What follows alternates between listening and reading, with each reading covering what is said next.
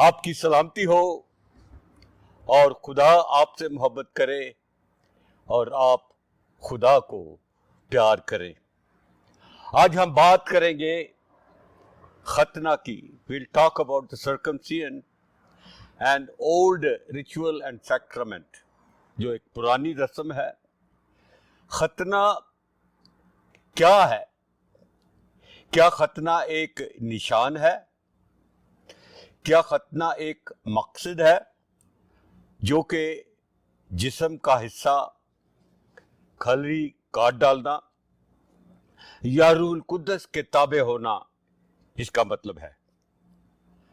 اس سے بڑھ کر ختنہ ایک عہد ہے جس کو سمجھنے کی ضرورت ہے، اور یہ عہد شروع ہی سے بائبل مقدس میں واضح طور پر صاف صاف بیان کر دیا گیا ہے۔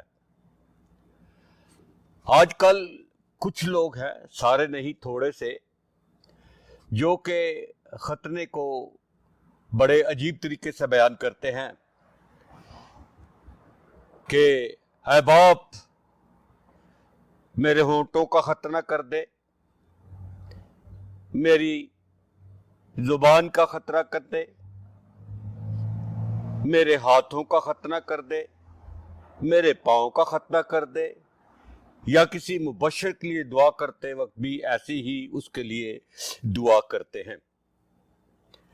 پیدائش کی کتاب اس کا 7 باب اور 10 سے 14 آیت میں ہم سیکھتے ہیں کہ جب ابراہیم، بزرگ ابراہیم کا جو ایمانداروں کا باپ ہے، ختنہ کیا گیا تو وہ 99 سال کا تھا۔ He was 99 years old when he was circumcised.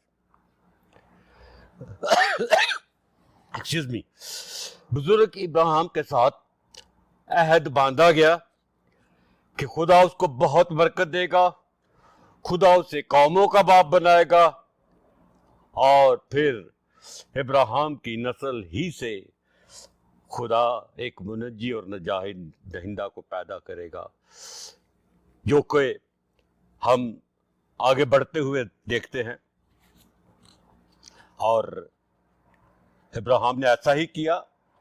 اس نے اپنے بیٹے اسماعیل کا جو ایک لونڈی سے پیدا ہوا تھا اس کا بھی ختنہ کیا، اپنے بیٹے اسحاق کا جو کہ وعدہ کا فرزند ہے اس کا بھی ختنہ کیا۔ اور پھر ہم آگے بڑھ کر خروج کی کتاب میں دیکھتے ہیں کہ موسیٰ نبی نے اس حکم کو یا اس عہد کو نگلیکٹ کیا اور اپنے بیٹے کا سرکمسائزن نہ کیا، لیکن اس کی بیگم، اس کی بیوی سفورا، جو کہ نہایت خدا ترس اور سمجھدار عورت تھی، جب خدا نے چاہا کہ اس کے بیٹے کو مار ڈالے تو اس نے جھٹ پٹ اسی وقت ایک پتھر سے اپنے بیٹے کا ختنہ کر دیا اور خدا کے قہر کو ٹال دیا۔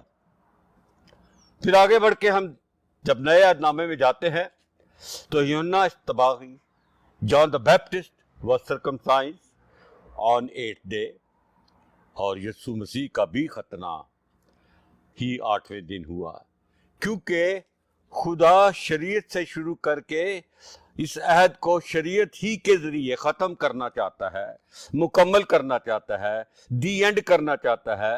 اس لیے خداوند نے اس عہد کو قائم رکھا اس وقت تک جب تک کہ یسوع مسیح صلیب پر نہ چڑھائے گئے۔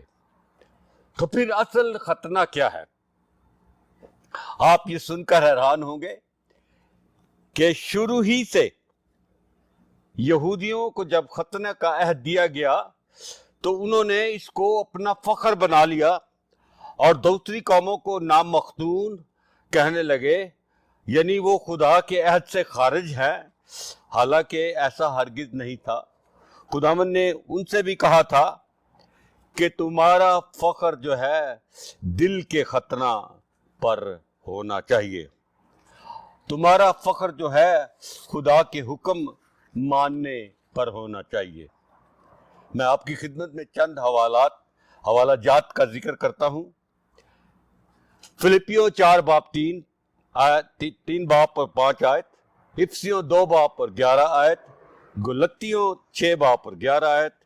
यहाँ साफ साफ हम पढ़ते हैं कि ये खतना बातनी नहीं, ये खतना ज़ाहरी नहीं, ये जिस्म का नहीं बल्कि रूह का है और दिल का खतना है। रोमियो 3 बाब उसकी पहली आयत, 4 बाब उसकी 11 आयत, 2 बाब उसकी 5 आयत।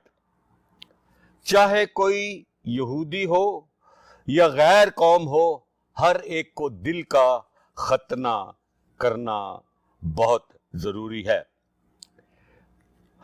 आप ऐसा ना कहिए कि मेरे पाँव का खतना कर दे, मेरे हाथों का खतना कर दे, मेरे कानों का खतना कर दे, क्योंकि मैंने बहुत सारे दुआ गो बहन भाइयों को ऐसी कहते सुना है।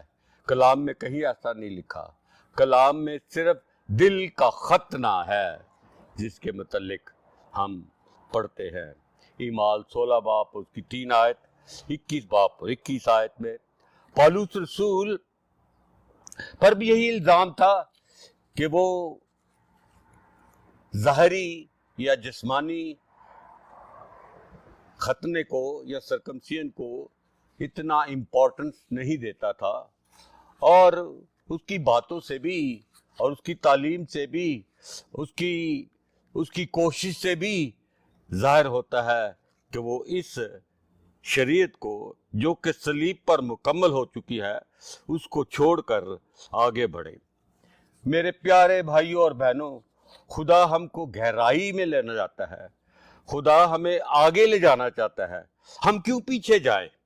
हम आगे बढ़ेंगे और यीशु मसीह के पीछे चलते रहेंगे। आप इस्तिश्ना उसका 10 बाब और उसकी 15 और 16 आयत पढ़ ले, आपको पता चल जाएगा।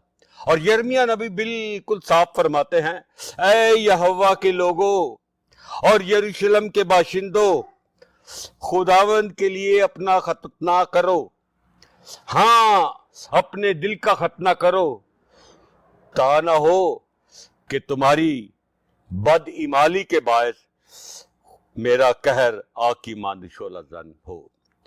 यीशु मसीह इसके मुतालिक साफ फरमाते हैं कि अपना दिल मुझे दे दो, मैं आपके दिल में रहना चाहता हूं। दिल का खतना उसी वक्त हो सकता है जब मसीहा आपके दिल में आ जाएगा। दिल का खतना उसी वक्त हो सकता है जब यीशु आपको ईमान की दौलत से माला माल करेगा।